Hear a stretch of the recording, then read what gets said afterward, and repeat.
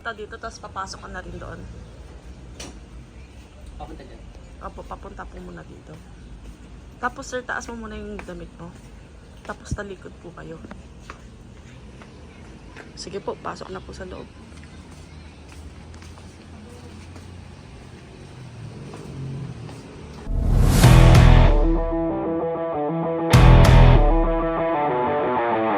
Okay, so may kasama kami last minute bago ako umalis ng Antipolo. Literal. Bago umalis ng Antipolo kasi ang flight ko po is 5 AM. Alis na kami. So pumunta po ito dun sa Bulacan ng Baluktot. Tapos hirap maglakad. Gano'ng katagal? Nakaganon siya, oh. Nakaya ko. Gano'ng katagal yan? Isang taon. Bago pupunta sa'yo. Totoo ba?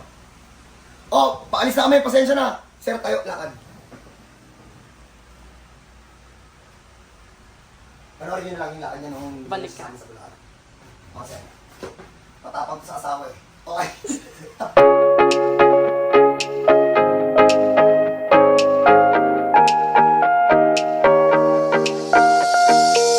Matapang yun. Hindi ka Okay, so nag-timpi. bibigyan natin ng bagong pangalan to si Sir, si Boy Tapang sa asawa. So pag may ganito po kayong case, welcome po kayo dito sa